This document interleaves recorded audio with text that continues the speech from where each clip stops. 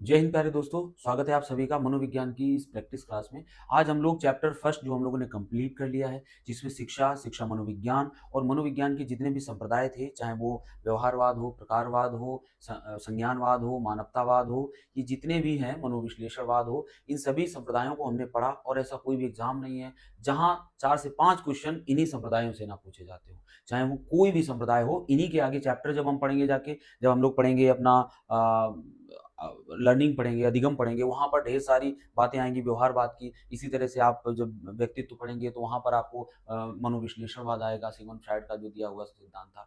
तो यही चीज़ें आपको आगे मिलेंगी और इससे हम कह सकते हैं कि 5 से कम क्वेश्चन आपके ये जो एक पहला चैप्टर था इससे नहीं फँसेंगे, ठीक है? उसी क्लास की आज यहाँ पर 30 क्वेश्चन की हम लोग प्रैक्टिस करेंगे और जिसने क्लास नहीं भी पढ़ा है तो वो इसको आराम से देख ले, कंप्लीट हो जाएगा, अदरवाइज़ वो पूरा सेशन भी देख सकता है, ठीक है? चलिए, शिक्षा का सर्वाधिक सामान्य अर्थ क्या है? शिक्षा के अर्थ की बात करें तो शिक्षा एक व्यापक प्रक्रिया है, अनवरत चलने वाली प्रक्रिया है और जीवन पर्यंत चलती है और हमें व्यापक रूप से सिखाती भी है। ऐसा नहीं है कि किसी एक पक्ष का हम विकास करें, शैक्षिक विकास करें, ऐसा नहीं है।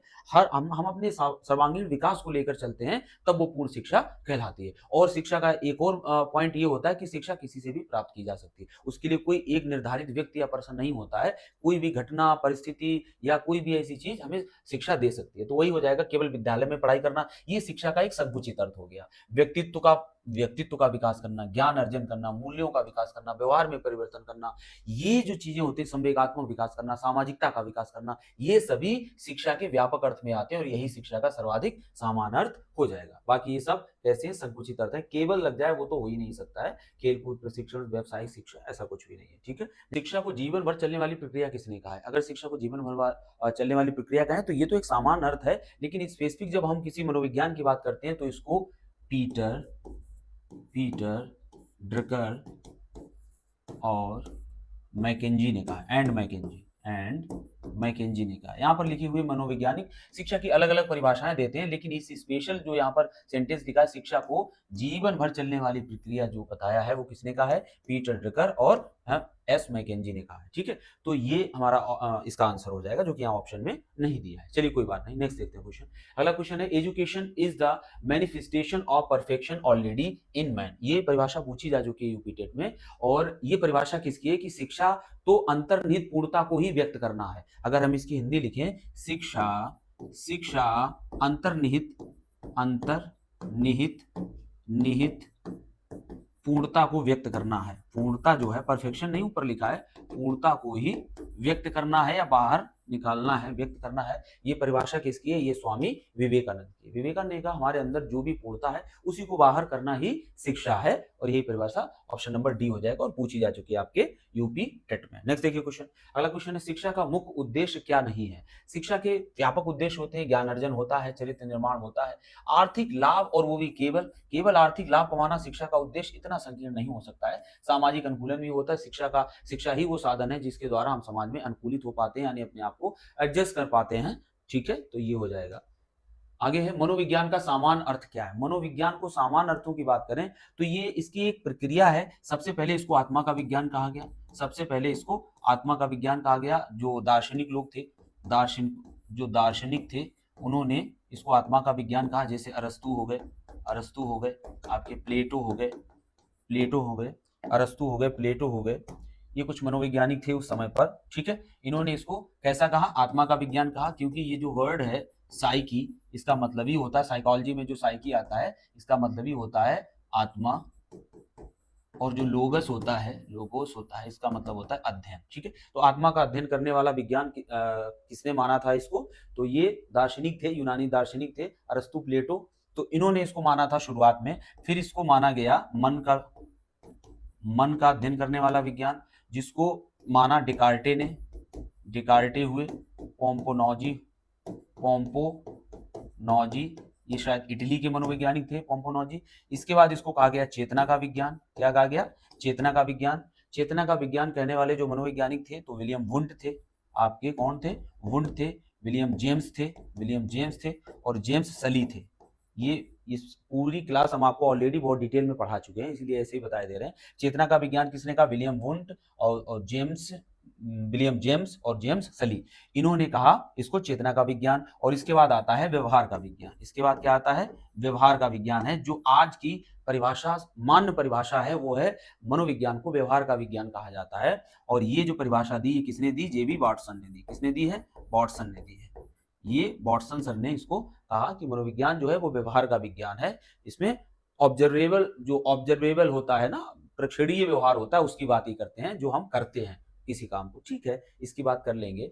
तो यहाँ पर क्या क्वेश्चन पूछा गया था? मनोविज्ञान का सामान्य अर्थ क्या है? केवल दबाव का विज्ञान, मानव व्यवहार एवं मानसिक प्रक्रियाओं का अध्ययन। का क्वेश्चन हमारा चेंज हो गया, इससे पहले क्या था? ये हो गया। तो यहाँ पर हो जाएगा मानव व्यवहार एवं मानसिक प्रक्रियाओं का वैज्ञानिक अध्ययन। देखिए, अगर आपसे बिल्कुल आधुनिक परिभाषा पूछी जाए और वहां पर लिखा हो व्यवहार का, मनोविज्ञान व्यवहार का विज्ञान है, केवल इतना लिखा हो, और दूसरे ऑप्शन में लिखा हो मानव व्यवहार का अध्ययन एवं मानसिक प्रक्रियाओं का अध्ययन, तब आप कहोगे कि ये ऑप्शन ज्यादा परफेक्ट है, क्योंकि इसमें जो बात के संज्ञानवादी हुए और मानवतावादी मनोवैज्ञानिक हुए, जो जीन पियाजे हुए, लेव वाइगोस्की हुए, इसके अलावा आपके अब्राहम मैस्लो हुए, और इसके अलावा आते हैं कार्ल रोजर्स हुए, इन मनोवैज्ञानिकों ने इसको मानसिक प्रक्रिया, और गेस्टाल्टवादी भी इसमें आते हैं, इसको मानसिक प्रक्रियाओं से भी जोड़ा। मतलब केवल ऐसा नहीं है कि हम जो व्यवहार करते हैं वही मनोविज्ञान केवल उसी का अध्ययन करती है, बल्कि हमारे अंदर जो सोचने, समझने और समस्याओं को समाधान करने की क्षमता होती है, उसको भी मनोविज्ञान की कैटेगरी में रखा जाता है, जो कि कैसा होता है? मीजरेबल होता है, मापा जा सकता है। ठीक है,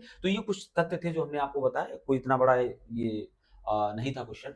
psychology is the science of, science है बिहेवियर एंड मेंटल प्रोसेस। वही बात आ गई कि जो मनोविज्ञान है वो व्यवहार और मानसिक प्रक्रिया का, जो मानसिक प्रक्रियाएं होती है ना, सोचना, समझना, तर्क करना, मानसिक प्रक्रियाएं क्या होती हैं? सोचना हो गया, सोचना हो गया, समझना हो गया, समझना हो गया, इसके अलावा तर्क करना हो गया, तर्क करना हो गया, समस्या समाधान करना हो गया, समाधान लिखे दे रहे हैं सीधा, समाधान करना हो गया, तो ये विश्लेषण करना हो गया, संश्लेषण करना होगा, ये सब स्मृति हो गई, ये सब मेंटल प्रोसेस होते हैं। तो इसको किसने कहा है केवल व्यवहारवादी दृष्टिकोण है? नहीं, आधुनिक वैज्ञानिक दृष्टिकोण। हमने कहा था यही आधुनिक वैज्ञानिक दृष्टिकोण है जिसमें ये दोनों चीजें आती। केवल व्यवहारवादी ये बात नहीं कहते हैं, वो मानसिक, जो मानसिक प्रोसेस है उसको तो बिल्कुल भी नहीं मानते। वो कहते हैं केवल व्यवहार, जो नहीं, उन्होंने अध्ययन भी तो व्यवहारवादियों ने किस पे किया था भाई? पावलोव ने कुत्ते पर किया था, स्किनर ने अब चूहे पे किया था, और इसके अलावा आपके थॉर्नडाइक ने बिल्ली पर किया था। तो उनके प्रयोग भी आप देख लीजिए किस पर थे? सब जानवरों पे थे, इसीलिए वो बेसिकली व्यवहार की बात करते हैं। ठीक है, प्रयोगात्मक मनोविज्ञान का जनक किसे कहा जाता है? ये भी क्वेश्चन पूछा जा चुका है। प्रयोगात्मक मनोविज्ञान का जनक आप जानते होंगे कि जर्मनी में सबसे पहले, जर्मनी में ये 19वीं सदी की अगर हम बात करें, शुरुआत में 19वीं सदी में इसको चेतना का विज्ञान माना गया था। इसको, मनोविज्ञान को चेतना का विज्ञान माना था। किसने किसने माना था? विलियम वुंट, जेम्स सली और विलियम जेम्स ने। ठीक है, तो जर्मनी में एक मनोवैज्ञानिक थे जिनका नाम था विलियम वुंट। क्या नाम था? William Wundt. और वुंट ने ही सन 1879 ईस्वी में जर्मनी के लिप्जिंग, कौन से शहर में? लिप्जिंग शहर में, वहां की यूनिवर्सिटी भी है, लिप्जिंग शहर में पहली फर्स्ट मनोविज्ञान की प्रयोगशाला स्थापित की थी। क्या स्थापित की थी? प्रयोगशाला स्थापित की थी। और इसीलिए इनको किसका? प्रयोगात्मक मनोविज्ञान का क्या बोला जाता है? जनक बोला जाता है। तो अगर क्वेश्चन आए प्रयोगात्मक मनोविज्ञान का जनक कौन है, तो नाम आ जाएगा किसका? विलियम वुंट का। ठीक है, विलियम वुंट का। जॉन वॉटसन का नाम आएगा व्यवहारवाद के लिए। 1913 में इन्होंने व्यवहारवाद पे काम किया। 1913 में अपनी जो इन्होंने बात बताई, तो जॉन वॉटसन आते हैं।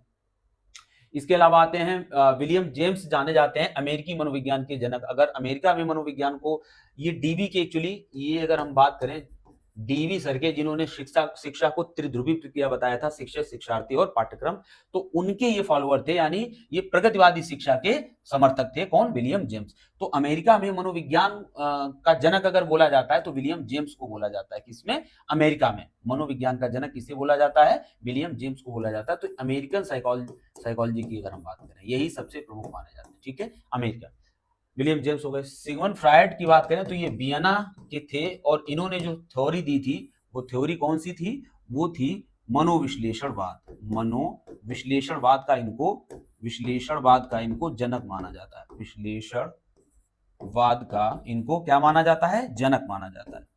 मन के प्रकारों का जो अध्ययन है वो किसने किया था, चेतन, अर्धचेतन और अचेतन, ये किसने किया था, मनोविश्लेषण वादी जो मनोवैज्ञानिक थे, कौन, सिगमंड फ्राइड थे, इन्होंने किया था। और इड, इदम और सुपर ईगो, जो ego, id, ego, super ego की संकल्पना भी किसने दी थी, सिगमंड फ्राइड ने दी थी। ठीक है, डिटेल में हम इस पे चर्चा कर चुके हैं, इसलिए यहाँ पर नहीं करेंगे, 30 क्वेश्चन है, तो थोड़ी थोड़ी हमने आपको सभी ऑप्शन के बारे में यहाँ पर बता दिया। नेक्स्ट देखिए क्वेश्चन, स्ट्रक्चरलिज्म की अगर हम बात करें, स्ट्रक्चरलिज्म का उद्देश्य क्या था। देखिए स्ट्रक्चरलिज्म जो था, इसको हम कह सकते हैं कि इन्होंने चेतना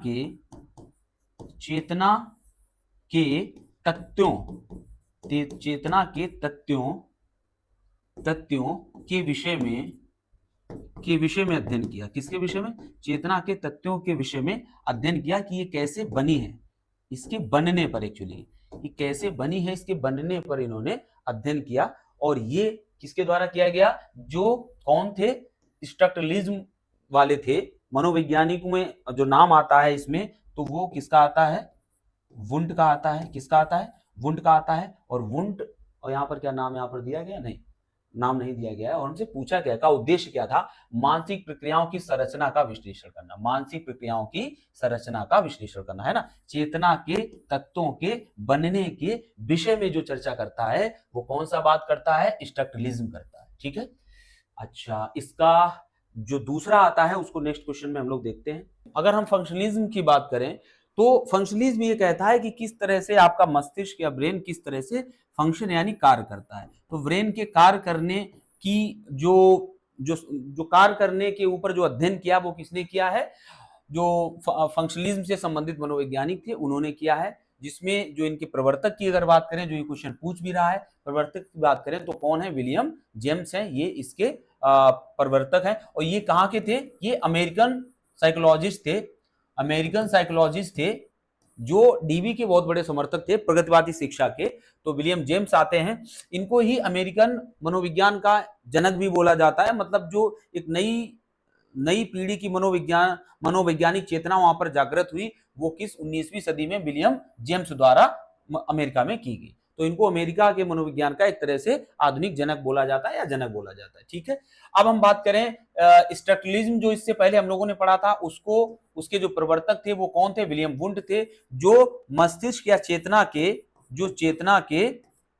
के ये कार्य पर बात करते हैं, और ये उसके बनने यानी किस तरह से चेतना का निर्माण होता है, चेतना के निर्माण की बात करते हैं, या वो बनी कैसे है, ये विलियम वुंट सर और इनके जो शिष्य थे एडवर्ड टिचनर, इन्होंने मिलकर इस पर कार्य किया। ठीक है, तो इसके अलावा आता है बीएफ स्किनर का नाम। बीएफ स्किनर को हम लोग जानते हैं व्यवहारवादियों के अंतर्गत, क्योंकि इन्होंने अपना चूहों पर प्रयोग किया था, रीइंफोर्समेंट थ्योरी इनकी कहलाती है।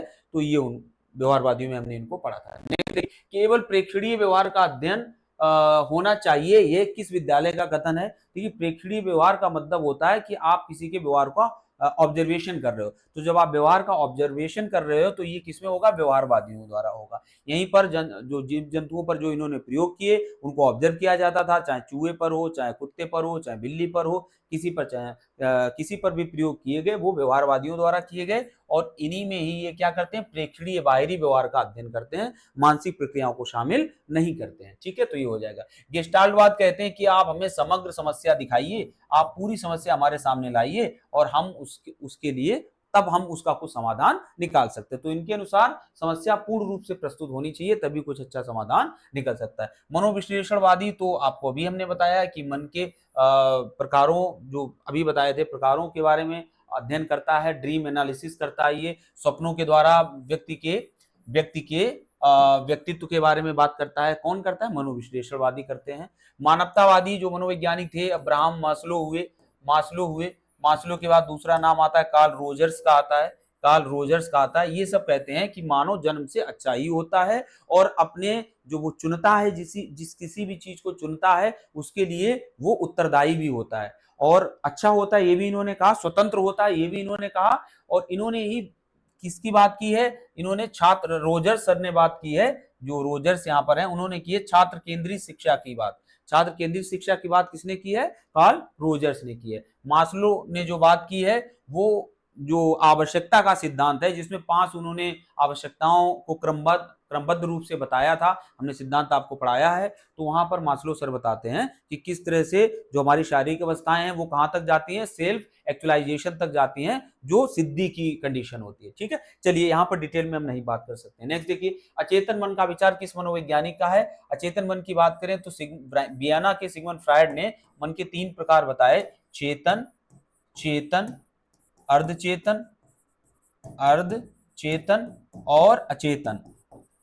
इन्होंने बताया कि किस तरह से व्यक्ति का जो व्यक्तित्व होता है वो सबसे ज्यादा किससे निर्धारित होता है, 90% अचेतन मन द्वारा होता है, जहां पर इसकी दबी हुई इच्छाएं, दमित इच्छाएं, कैसी इच्छाएं होती हैं, दमित इच्छाएं होती हैं। और दमित इच्छाएं ज्यादातर आप सोच कर देखिए कैसी होगी, व्यक्ति की निगेटिव होगी, क्योंकि व्यक्ति अपनी समाज में उन्हीं इच्छाओं को दबा के चलता है जो समाज द्वारा स्वीकार नहीं होती। याद रखना इस पॉइंट को, जो समाज द्वारा स्वीकार नहीं होती तो दमित इच्छाएं आती हैं। बचपन की यादें इसमें होती हैं जो खोई हुई होती हैं। इसके अलावा और बहुत सारी चीजें होती हैं, ड्रीम्स होते हैं, उसके जो सपनों में चीजें आती हैं वो कहीं ना कहीं कहां से प्रभावित होती हैं, उसके अचेतन मन से प्रभावित होती हैं। तो ये सब बातें किसने कही, सिगमंड फ्रायड सर ने कही। बाकी इनका डिटेल जो है वो हम आपको पहले ही बता चुके हैं। पावलोव की बात करें तो इन्होंने कुत्ते पर प्रयोग किया, कुत्ते पर प्रयोग किया। एक व्यवहारवादी मनोवैज्ञानिक थे, इनकी थ्योरी को क्लासिकल कंडीशनिंग या शास्त्रीय अनुबंधन का सिद्धांत कहते हैं। पियाजे की बात करें, जीन पियाजे, तो ये जाने जाते हैं संज्ञानवादी।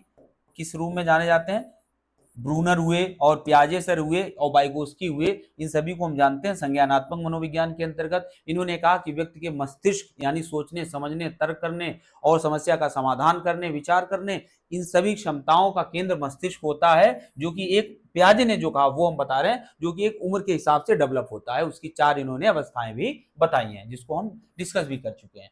तो सभी का लगभग हमने आपको बता दिया। नेक्स्ट देखिए क्वेश्चन अगला, गेस्टाल्ट मनोविज्ञान किस पर बल देता है? देखिए गेस्टाल्ट शब्द का अर्थ होता है संपूर्ण या होल। तो इन्होंने जो बल दिया है वो इस पर दिया है कि पूर्ण रूप से समस्या अगर सामने किसी के हो, पूर्ण समस्या किसी व्यक्ति के सामने या किसी जीव के सामने होती है तो वो उसका क्या निकाल सकता है, वो उसका समाधान निकाल सकता है। ये कौन कहता है, गेस्टाल्टवादी कहते हैं। तो समग्रता या पूरा अपने हिस्सों के योग से अलग होता है। इन्होंने कहा बेटर होता है पूर्ण, ना कि अल्प। तो अल्प में काम नहीं चलता है बल्कि पूर्ण में चलता है, और यही इन्होंने कहा है। ठीक है, तो बस यही है। आगे देखिए, नेक्स्ट देखिए क्वेश्चन, मानवतावादी मनोविज्ञान जो है, जो ह्यूमनिस्टिक साइकोलॉजी कहलाती है, इसके प्रवर्तक कौन है? देखिए मानवतावादी मनोविज्ञान के प्रवर्तक कार्ल रोजर्स आते हैं और अब्राहम मास्लो आते हैं, जिन्होंने आवश्यकता का सिद्धांत दिया। ठीक है, किस तरह से इन्होंने आवश्यकता का सिद्धांत दिया, पिरामिड बनाया था, जिसमें यहाँ पर इन्होंने शारीरिक आवश्यकताएं बताई, सबसे पहले भूख प्यास, इसके बाद इन्होंने बताई सुरक्षा संबंधी, व्यक्ति अपने जीवन की सुरक्षा है और हेल्थ है उसके लिए बात करता है। फिर परिवार संबंधी बताई, फिर सम्मान संबंधी बताई, और लास्ट में बताई आत्म सिद्ध की अवस्था। कौन सी? आत्म सिद्ध की अवस्था। तो लास्ट में ये बताया। तो 5 अवस्थाएं इन्होंने बताई यहाँ पर। ठीक है, नेक्स्ट देखिए यहाँ पर अगला है, अगला क्या क्या, एडवर्ड टिचनर। एडवर्ड टिचनर किसके साथी थे? ये विलियम वुंड के साथी थे।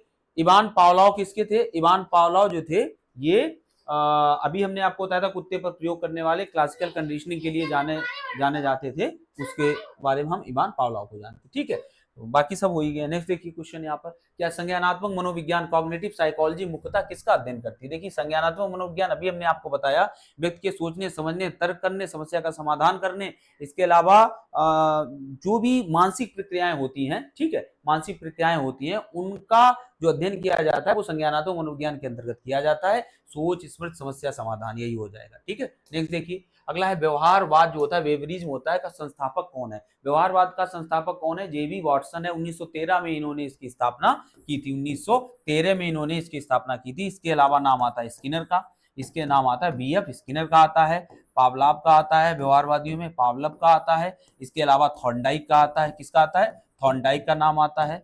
तो ये सभी जो मनोवैज्ञानिक थे ये कैसे थे? व्यवहारवादी मनोवैज्ञानिक थे। ठीक है, तो हो जाएगा। अब ब्राह्म मास्लो को जाते हैं मानवतावादी, जीन पियाजे संज्ञानवादी, और सिगमंड फ्रायड मनोविश्लेषणवादी, जॉन जेबी वॉटसन। ठीक है, नेक्स्ट हो जाएगा क्वेश्चन, मनोविज्ञान का वह विद्यालय जो अनुकूलन के लिए जाना जाता है। अनुकूलन के लिए कौन सा मनोविज्ञान जाना जाता है? तो उसके लिए जाना जाता है प्रकारवाद। कौन सा? प्रकारवाद जाना जाता है, फंक्शनलिज्म जाना जाता है। ठीक है, बाकी हम व्यवहारवाद, मनोविज्ञान सबके बारे में चर्चा कर चुके हैं। आगे देखिए, आगे है शिक्षा मनोविज्ञान। भाई यहाँ पर देखिए प्रकारवाद क्यों हो जाएगा इसको भी समझिए, क्योंकि ये ब्रेन के कार्य पर बल देते हैं और ये कहते हैं कि किस तरह से समाज में क्या किया जाए, अनुकूलन किया जाए, क्योंकि उसी के कार्य पर ये बात करते हैं। तो इसीलिए कौन हो जाएंगे, प्रकारवादी हो जाएंगे। ठीक है, नेक्स्ट देखिए क्वेश्चन, शिक्षा मनोविज्ञान में शिक्षक को मार्गदर्शक तथा खोज आधारित, शिक्षक को मार्गदर्शक है ना, और तथा खोज आधारित अधिगम किस दृष्टिकोण से जुड़ा है, तो ये जो दृष्टिकोण है ये कौन सा है, मानवतावादी और संज्ञानवादी है। मानवतावादी ही कहते हैं मानवतावादी शिक्षक को दो बातें मानवतावादी करते हैं, एक तो बाल केंद्रित शिक्षा की बात करते हैं, बाल केंद्रित शिक्षा की बात करते हैं, और दूसरी बात करते हैं कि शिक्षक एक मार्गदर्शक के तौर पर होना चाहिए। कैसा होना चाहिए, मार्गदर्शक के तौर पर होना चाहिए। और बच्चों को हमें या किसी के साथ जब हम रहें तो उसकी, उन्होंने तो पेशेंट के लिए भी बताया था, मतलब एग्जाम्पल पेशेंट का दिया था कि अगर हम पेशेंट हैं, कोई पेशेंट है तो उसको सही करने के लिए हमें उसको समझना चाहिए, ना कि अपनी बातें उस पर थोपनी चाहिए। तो ये दो बातें कौन कहते हैं, मानवतावादी भी कहते हैं और संज्ञानवादी भी कहते हैं। ठीक है, तो यही हो जाएगा। नेक्स्ट देखिए, whole is different from sum of parts. अभी का होल की बात कौन करता है, समग्रवाद या जिसे गेस्टाल्टवाद कहते हैं, तो गेस्टाल्ट मनोविज्ञान समग्र की बात करता है, जिसके मनोवैज्ञानिकों की अगर बात करें तो यहाँ पर वर्दीमर का नाम आता है। किसका नाम आता है, वर्दीमर का नाम आता है। इसके अलावा कोहलर का नाम आता है। किसका नाम आता है, कोहलर का नाम आता है। और तीसरा कोफ्का का नाम आता है। किसका नाम आता है, कोफ्का का नाम आता है। और कोहलर ने जो अपना प्रयोग किया था वो सुल्तान नाम के चिंपंजी पर किया था। किस पर, ये भी क्वेश्चन कई बार डायरेक्ट पूछा जा चुका है। तो इसके जो प्रवर्तक हैं तो मैक्स वर्दीमर हैं, वुल्फगैंग कोहलर और कर्ट कोफ्का, ये इसके सहयोगी थे। ठीक है, तो ये गेस्टाल्ट मनोविज्ञान के बारे में इतना अभी फिलहाल है, बाकी तो हम आपको बता ही चुके हैं। संरचनावाद ये सब डिस्कस हो चुके हैं, प्रकारवाद, व्यवहारवाद सब डिस्कस हो चुके हैं। नेक्स्ट देखिए, आंतरिक विचारों, स्मृति और संज्ञान का अध्ययन। देखिए वही बातें होंगी, आंतरिक विचारों, स्मृति और संज्ञान का अध्ययन कहाँ किया जाएगा, संज्ञानात्मक मनोविज्ञान में कहा जाएगा। और कहाँ किया जाएगा, नेक्स्ट देखिए क्वेश्चन, स्वप्न विश्लेषण। अभी नई चीज है, अभी हमने आपको बताया था ड्रीम का एनालिसिस कहाँ किया जाएगा। भाई ये कहाँ का हिस्सा है, ये अचेतन मन का हिस्सा है। कहाँ का हिस्सा है, अचेतन मन का हिस्सा है। और अचेतन मन के बारे में बात कौन करता है, मनोविश्लेषणवादी यानी सिगमंड फ्रायड बात इसकी करते हैं। ठीक है, नेक्स्ट देखिए क्वेश्चन, अगला है, शिक्षा का उद्देश्य आत्मा, शरीर और मस्तिष्क का संतुलित विकास है। ये किसकी परिभाषा है, गांधी जी की परिभाषा है। शब्द थोड़े बहुत इधर उधर हो सकते हैं। ठीक है, नेक्स्ट देखिए, अगला है, education is the creation of A sound mind in A sound body. Hindi में हम लोग ये परिभाषा बहुत अच्छे से कई बार इंटरव्यूज में भी पूछी जाती है, वाइवा में पूछी जाती है कि एक स्वस्थ मस्तिष्क में स्वस्थ शरीर में ही स्वस्थ मस्तिष्क का निर्माण होता है। ये परिभाषा किसकी है, तो ये किसकी है, अरस्तू की परिभाषा है। ठीक है, नेक्स्ट देखिए क्वेश्चन, आगे मनोविज्ञान को साइंस ऑफ सॉल्व किसने कहा। देखिए मनोविज्ञान का सफर कुछ इस तरह से रहा, पहले रहा आत्मा का विज्ञान। क्या रहा, आत्मा का विज्ञान, जो कब रहा, 6वीं सदी में, अरस्तु और प्लेटो के समय में। फिर इसमें 17वीं सदी में रहा जाके, ये पोम्पोनॉजी वगैरह थे जो इटली के, उन्होंने इसको कहा मन का विज्ञान। फिर 19वीं सदी में इसको कहा गया चेतना का विज्ञान, और फिर 18वीं सदी में कहा गया चेतना का विज्ञान, और 19वीं सदी में इसको कहा गया है व्यवहार का विज्ञान कहने वाले मनोवैज्ञानिक वही हैं जो हमने आपको बताया, जेबी वॉटसन, वी.एफ. स्किनर, इवान पावलोव और थॉर्नडाइक। और चेतना का विज्ञान कहने वाले विलियम जेम्स सली और विलियम वुंट है, एडवर्ड टिचनर। और जो मन का विज्ञान कहने वाले पोम्पोनॉजी और डेकार्टे हैं। ठीक है, तो ये कुछ सफर रहा है किसका, मनोविज्ञान का। नेक्स्ट देखिए, तो यहाँ पर क्या था, आत्मा का विज्ञान प्लेटो और अरस्तु ने कहा। ठीक है, आगे देखिए, behaviour is the predictable and controllable. देखिए प्रेडिक्टेबल माने जिसको प्रेडिक्ट किया जा सके, पहले से बताया जा सके, और कंट्रोलेबल मतलब जिसको कंट्रोल किया जा सके। तो ये कौन कहेगा, व्यवहार को कंट्रोल कौन कर रहा था, चूहे को किसने फंसा के रखा था जाल में, कुत्ते को किसने बांध के रखा था, पावलोव सर ने, बिल्ली को किसने पिंजरे में रखा था, थॉर्नडाइक ने। तो ये सभी क्या कहलाते हैं, व्यवहारवादी ही हैं, जो कंट्रोल करके व्यवहार को प्रेडिक्ट करते हैं।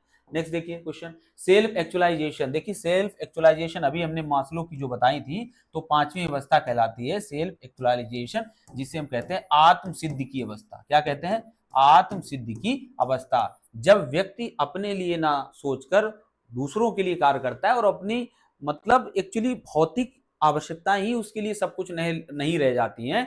जब वो इन सब से हटकर ऊपर उठ जाता है, जैसे लाइक महात्मा गांधी जी हुए, गौतम बुद्ध हुए, महावीर स्वामी हुए, और इस तरह के जो विचारक रहे हमारे समाज में, तो ये सब आत्म सिद्धि की कैटेगरी में आएंगे। तो वही ये किसका हो जाएगा, अब्राहम मास्लो का आवश्यकता का सिद्धांत है, ठीक है, हायरार्की ऑफ नीड्स है। नेक्स्ट देखिए, अगला है stimulus response theory. Stimulus SR want theory किसको कहते हैं, उत्तेजना प्रतिक्रिया। तो उत्तेजना प्रतिक्रिया किसमें होती है, उत्तेजना पहले व्यवहारवाद किसमें आती है, व्यवहारवाद, यही इसका है, क्योंकि यहीं पर जो जीव जंतु है उन पर प्रक्रियाएं की गई, उनके सामने उत्तेजक रखा जाता था, जैसे बिल्ली के सामने मछली रख दी गई तो उसके प्रति वो अनुक्रिया करता था, ठीक है। तो यही चीजें यहाँ पर आएंगी। नेक्स्ट देखिए क्वेश्चन, अगला क्वेश्चन है education is the natural development of the child. जो शिक्षा है वो बच्चे की कैसी प्राकृतिक विकास को शिक्षा कहते हैं। तो प्रकृति को केंद्र में रखकर किसने बात की है, रूसो ने की है, तो रूसो इसके हो जाएंगे ऑप्शन। नेक्स्ट देखिए,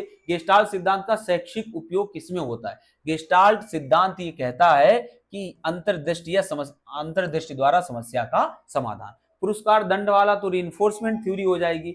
अनुकरण यहाँ पर आएगा नहीं, रटकर सीखना कुछ मतलब नहीं है, अंतर्दृष्टि द्वारा सीखना हो जाएगा। इनसाइड थ्योरी भी बोलते हैं किसको, अंतर्दृष्टि सिद्धांत इनसाइड थ्योरी बोला जाता है। इसको सूझ का सिद्धांत भी इसी के अंतर्गत आता है, किसका, सूझ का सिद्धांत, ठीक है। नेक्स्ट देखिए, जो कोहलर द्वारा दिया गया है। नेक्स्ट देखिए, psychology is the science of consciousness. ये परिभाषा किसकी है, जो साइकोलॉजी है वो कॉन्शियसनेस की साइंस है, विलियम जेम्स की परिभाषा है। नेक्स्ट देखिए, अगला है शिक्षा मनोविज्ञान का मुख्य कार्य क्या है, शिक्षण अधिगम प्रक्रिया को समझना और सुधारना। भाई शिक्षा मनोविज्ञान क्या काम करेगी, शिक्षा मनोविज्ञान काम करेगी शिक्षा में जो पाठ्यक्रम कैसा होना चाहिए, शिक्षण विधियां कैसी होनी चाहिए, जो शिक्षण संबंधी समस्याएं आती हैं उनका समाधान क्या होना चाहिए, तो ये सब शिक्षा मनोविज्ञान में आएगा और यही ऑप्शन हो जाएगा। शिक्षा मनोविज्ञान के जनक अगर आपसे पूछा जाए तो एडवर्ड डी थॉर्नडाइक को शिक्षा मनोविज्ञान का जनक कहा जाता है, क्योंकि इन्होंने ही 3 सीखने के नियम और 5 गौड़ नियम दिए। तो इस तरह से ये हमारी क्लास फिनिश होती है और 30 क्वेश्चन थे, थोड़े जल्दी हमने कराए क्योंकि चैप्टर इसका हम डिटेल में पढ़ चुके थे। नेक्स्ट आपका जो सेशन होगा वो हम अधिगम पे शुरू करेंगे, बहुत बेहतरीन क्लासेस शुरू करेंगे और आपको मजा आ जाएगा जब सिद्धांत पढ़ेंगे। वहां पर एक बार पढ़ लिया तो दोबारा बुक या कहीं पर पढ़ने की भी जरूरत नहीं पड़ेगी, सिर्फ एग्जाम के टाइम पर जस्ट रिवीजन की जरूरत या मैराथन की जरूरत पड़ेगी। तो आप क्लास में जुड़े हैं तो ज्यादा से ज्यादा लोगों को जोड़िए, लाइक किया कीजिए, कुछ कमेंट हो, कुछ पूछना हो तो कमेंट कर दिया कीजिए, ठीक है। Thank you for watching.